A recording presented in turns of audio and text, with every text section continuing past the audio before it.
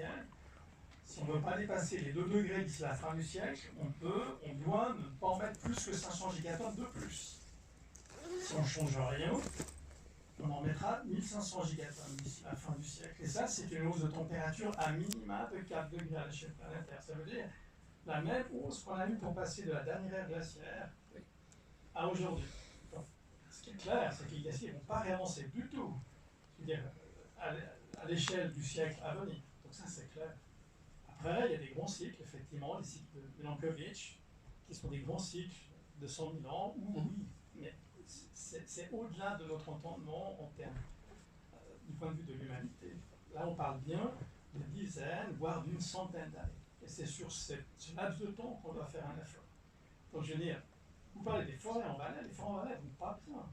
Les forêts en Valais, il y a des espèces qui sont en train vraiment de crever. Il y a des espèces dans le canton du Jura, pas plus tard que cette année, on a la confirmation qu'au bout de 3 ans, il y a le tiers de la forêt qui est en train de crever. Donc, c'est pas pour être plus anxiogène qu'il ne le faut, mais il y a vraiment besoin aujourd'hui de se secouer et de changer quelque chose.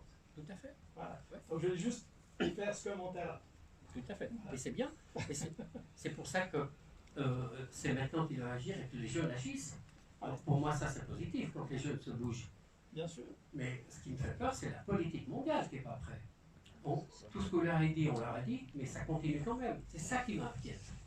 C'est qu'on leur met en garde. Tout ce que vous avez dit, je pense bien qu'ils les ont devant eux, ils ne veulent pas changer.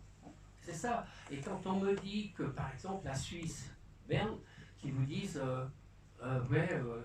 tous ces pesticides sont dangereux, c'est mauvais, d'accord? Et puis la compagnie qui dit, mais moi je dois finir les stocks. Alors on va lui laisser finir les stocks. On ne veut pas changer tout de suite. On te dit dans 10 ans, mais c'est trop tard déjà.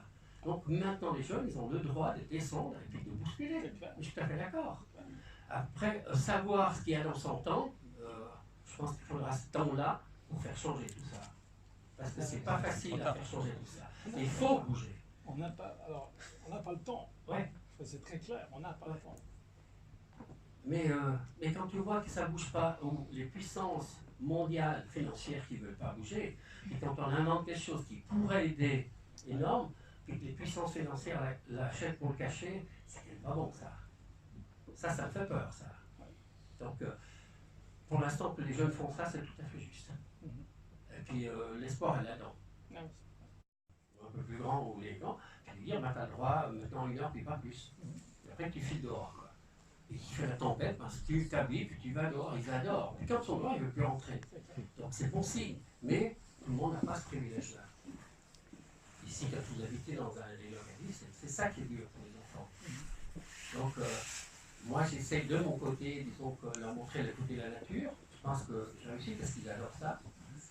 Et puis ils sont très conscient que ma foi, aussi je leur ai dit, arrêtez de suivre la mode. Parce que la mode c'est quelque chose, le textile c'est une grande pollution. Il est tout près dans les plus grandes pollutions du monde. Hein.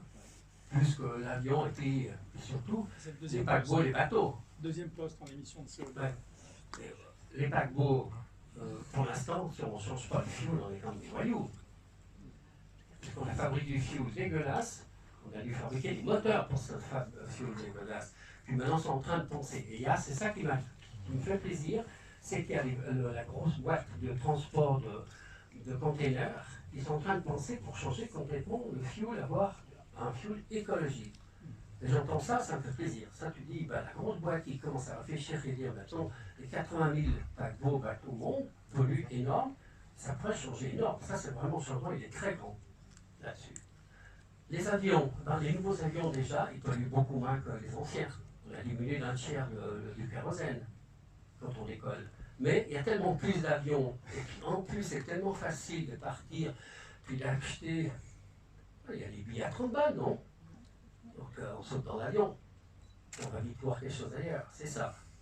Alors ça c'est encore, tout l'état d'esprit qu'il faut changer.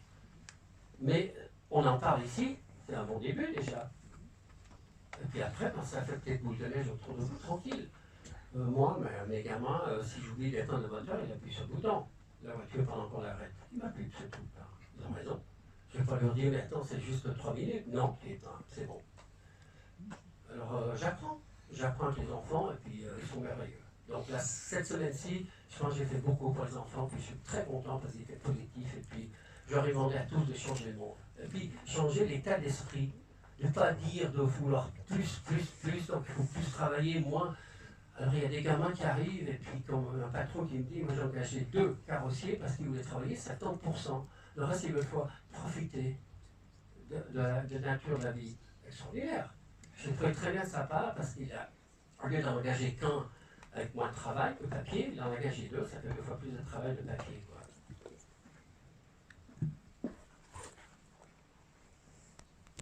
Vous n'êtes pas timide quand même.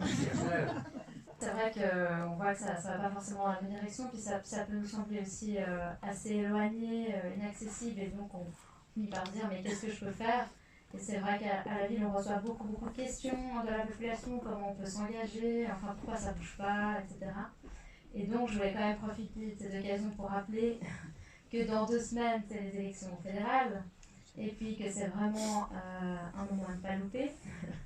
Et qu'en Suisse, on a aussi la chance en fait d'avoir quand même un système où les personnes qui nous représentent ou sont censées nous représenter sont relativement accessibles.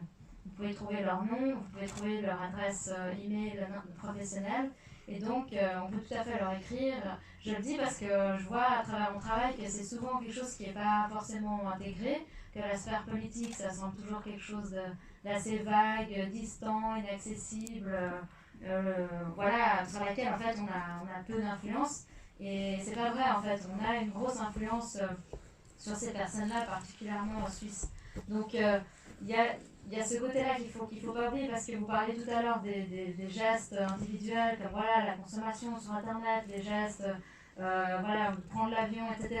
Mais je pense qu'il faut agir là-dessus, ça c'est sûr, mais les gens qui sont dans la rue, jeunes ou moins jeunes, ont bien compris qu'en fait ça ne se jouait pas seulement sur ces gestes-là, mais sur ce qui permet à ces gestes d'être effectués, c'est-à-dire sur les normes et sur les lois. Et c'est vraiment là-dessus qu'il faut pouvoir agir, et ça passe voilà, par les votations, entre autres. Donc voilà, c'était aussi profiter de ce petit rappel.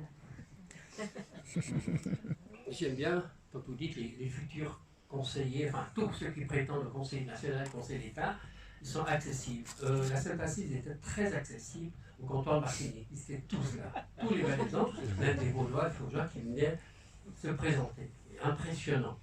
Je n'ai pas été, mais on m'a raconté, ils étaient tous là tous les soirs. Les pauvres, 10 jours, ils devaient serrer des mains, faire des sourires et boire des coups. Oh les pauvres, dur. Alors, je ne viendrai pas au Conseil national.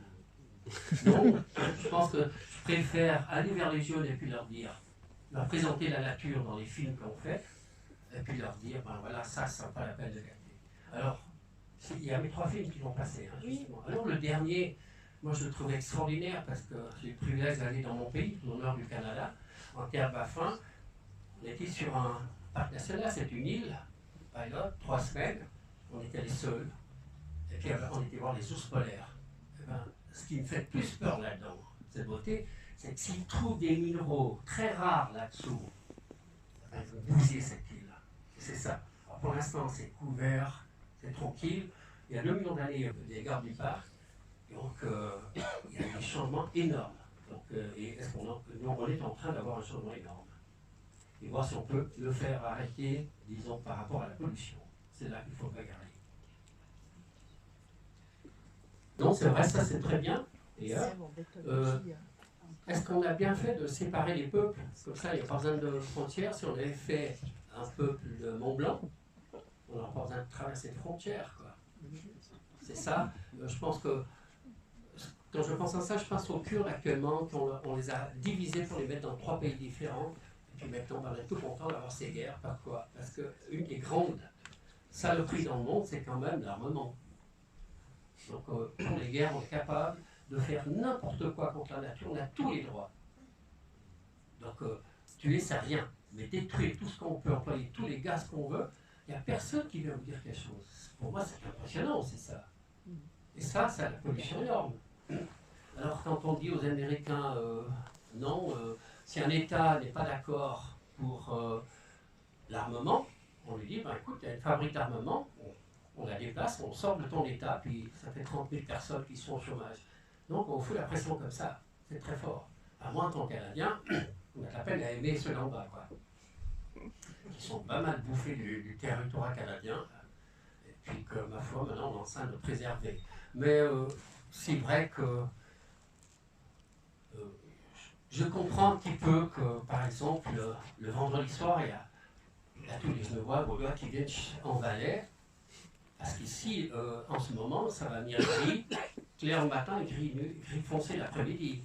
Donc, je comprends qu'on vienne. Et pourtant, à des moments, je dis, mais qu'on est incapable, l'humain, de passer 3 heures le vendredi soir pour arriver dans son chalet, et puis 3 heures le dimanche soir pour y repartir et revenir dans la zone grise, quoi.